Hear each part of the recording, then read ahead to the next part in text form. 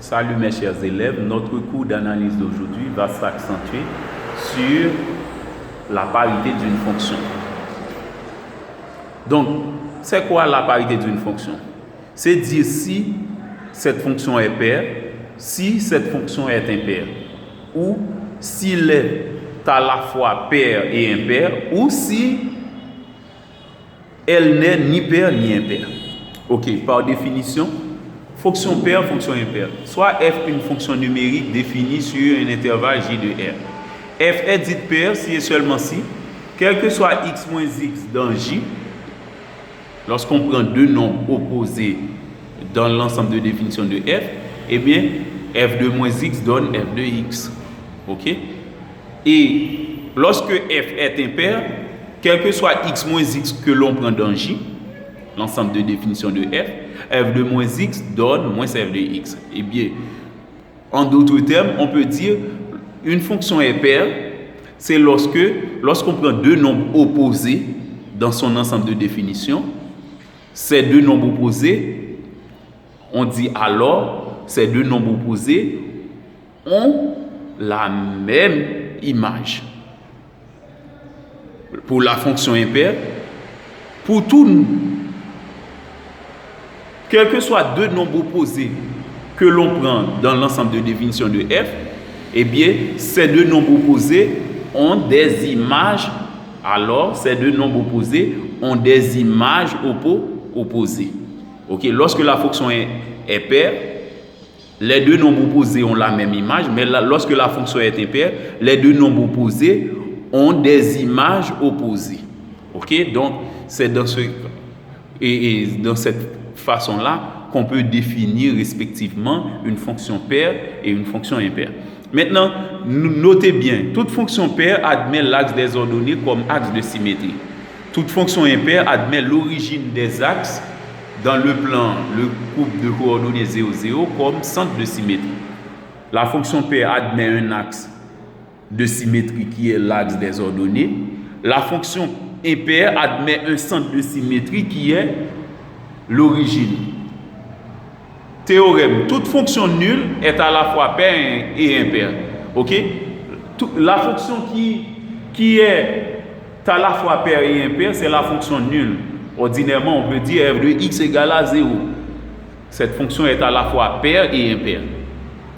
Toute fonction f définie sur un intervalle j de r peut s'écrire comme somme d'une fonction paire notée p et d'une fonction impaire notée i. Donc, suivant cette définition, on peut effectuer cette démonstration. Calculer x, quel que soit x appartient à j, f de x est égal à p de x plus i de x. Donc, suivant la définition, toute fonction, eh bien, je prends une fonction pour tout x dans son ensemble de définition, eh bien, puisque la fonction f est une fonction, eh bien, elle est décomposée comme étant la somme de deux autres fonctions, une fonction paire p et une fonction impaire i, suivant l'énoncé. Ok, maintenant, on appelle ça une première relation, une première équation. Maintenant, je calcule f de moins x, eh bien, je remplace tous les x par moins x, ça donne p de moins x plus i de moins x. Maintenant, puisque p était une fonction paire, suivant la définition d'une fonction paire, f de moins x donne f de x. Eh bien, p de moins x, puisque p est paire, ça donne p de x. Et puisque i était une fonction impaire, lorsque la fonction est impaire, f de moins x donne moins f de x. Eh bien, i de moins x donne moins i de x, parce que i est impaire. Eh bien, on trouve une deuxième relation. Maintenant, on ajoute membre à membre ces deux relations. En ajoutant membre à membre, on a f de x plus f de moins x égale à p de x plus p de x qui donne 2p de x. I de x moins i de x, ça donne 0. Eh bien, f de x plus f de moins x donne 2p de x. Maintenant, on tire p de x donne f de x plus f de moins x divisé par 2. Ok? Suivant ces deux équations, on trouve une autre relation. Je multiplie la deuxième équation par moins 1.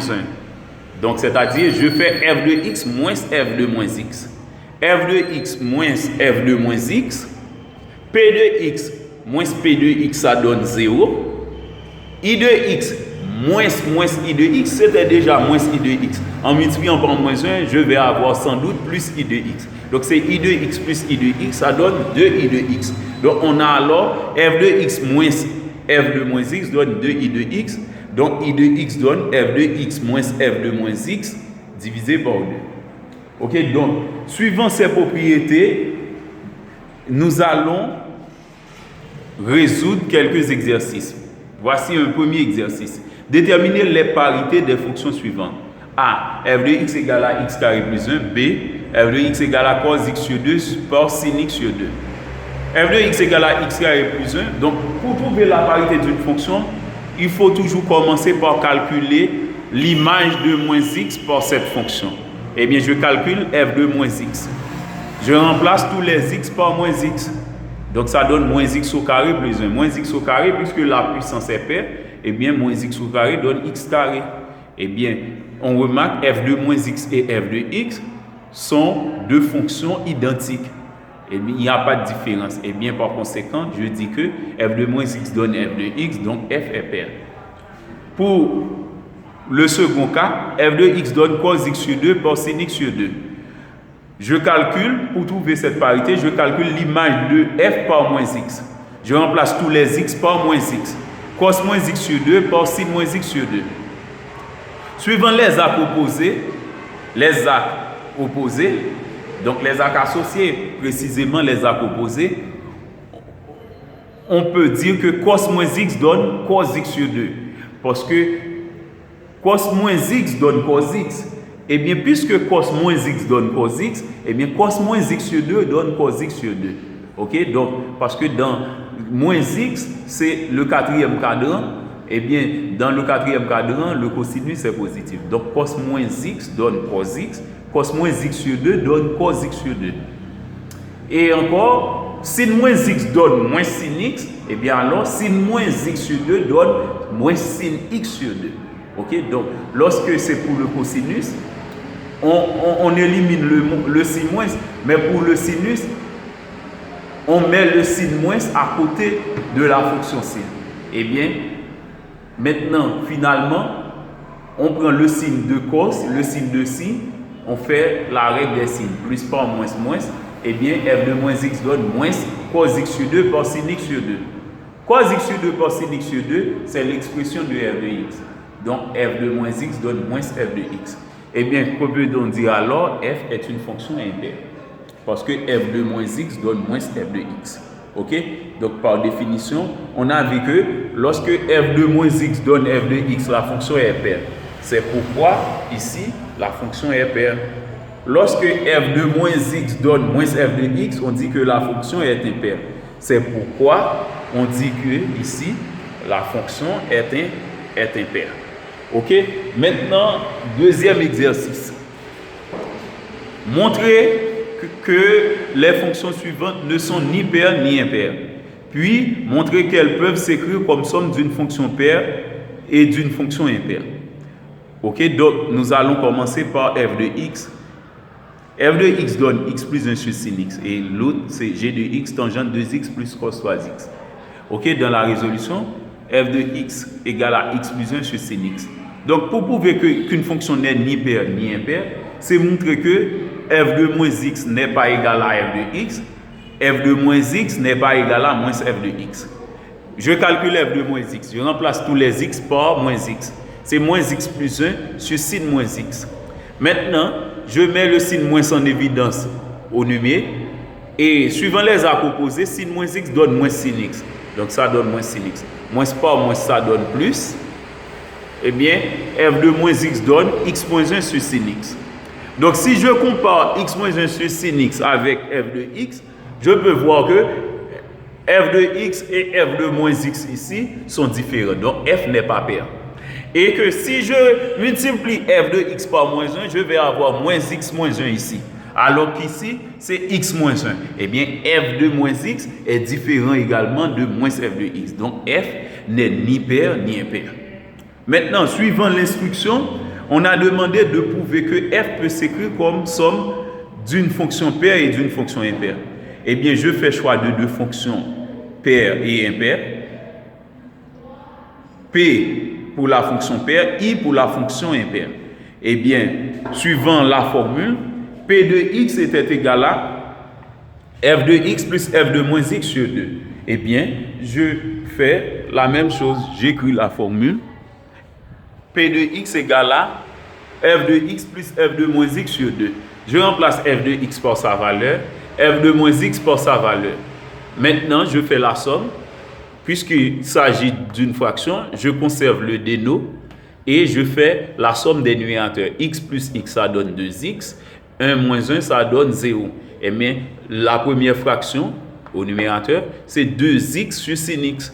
Maintenant, qui se divise par 2, donc pour diviser une fraction par une autre, c'est prendre la première par la deuxième, par l'inverse de la deuxième. Donc, l'inverse de 2, c'est 1 demi.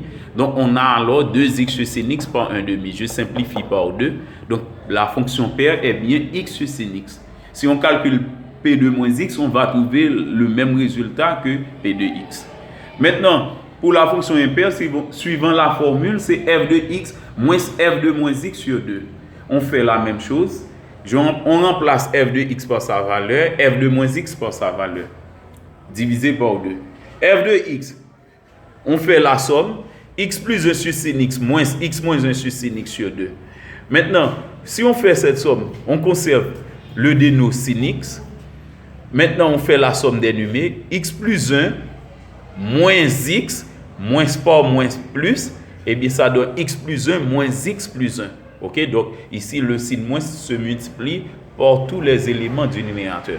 Ok, donc qui se divise par 2. Eh bien, en divisant par 2, c'est divisé par 2, c'est multiplié par 1 demi. Eh bien, par conséquent, x moins x qui donne 0, 1 plus 1, 2. Eh bien, l'expression de i de x est devenue 2 sur sin x par 1 demi.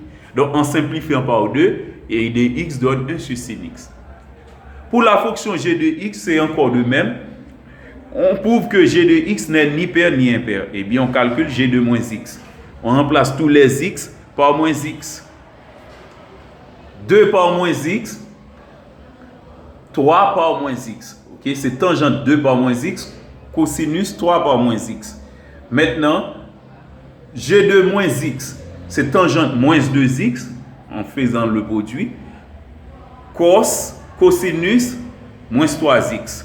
Ok, donc, suivant les à composer, tangente moins x donne moins tangente x. Eh bien, c'est pourquoi tangente moins 2x donne moins tangente 2x. Le quatrième cadran, la tangente est négative. Cos moins x donne cos x. Eh bien, c'est pourquoi cos moins 3x donne cos 3x. Parce que dans le quatrième cadran, le cosinus est positif. Eh bien, par conséquent, en comparant g de moins x avec g de x, on remarque qu'il y a une différence. Ok? Donc, g de moins x se diffère de g de x. Donc, g n'est pas pair. Et si on calcule moins g de x, on va avoir moins tangente 2x, moins cos 3x. Alors que ici, c'est différent. Eh bien, g de moins x se diffère également de moins g de x. Eh bien, g n'est ni pair ni impair. Eh bien, puisque g n'est ni pair ni impair, suivant l'instruction, je vais prouver que g peut s'écrire comme somme d'une fonction paire et d'une fonction impaire. Eh bien, j'appelle q la fonction paire et r la fonction impaire. Ok, maintenant, q de x est égal à g de x plus g de moins x sur 2. Je remplace g de x par sa valeur et g de moins x par sa valeur. On a trouvé g de moins x ici et g de x était donné par hypothèse. Et bien voilà, on ajoute ça. Et bien maintenant, on fait la réduction. Tangente 2x moins tangente 2x, ça donne 0. Cos 3x plus cos 3x, ça donne 2 cos 3x. Et que l'on divise par 2, et bien ça donne cos 3x. Parce qu'on peut simplifier catégoriquement par 2. Donc, la fonction Q, c'est cos 3x. La fonction paire est cos 3x. Et maintenant, pour la fonction impaire, c'est R de x égale à G de x moins G de moins x sur 2. G de x, c'était tangente 2x plus cos 3x, moins tangente G de moins x, c'est moins tangente 2x plus cos 3x. Maintenant, si on fait entrer le signe moins par distributivité, on va avoir plus tangente 2x. Et moins par plus, ça donne moins. moins cos 3x. Maintenant, on fait la réduction. Cos 3x moins cos 3x, ça donne 0. Tangente 2x plus tangente 2x, 2 tangente 2x. 2 tangente 2x divisé par 2, ça donne tangente 2x. Donc, R de x est égal à tangente 2x. Donc, c'est la fonction impaire. Ok, donc si vous avez des questions à me poser concernant cette notion qui est la parité d'une fonction, vous êtes prié de bien le faire sur mon compte Facebook, Jimmy Dieuvel. Merci et bonne journée.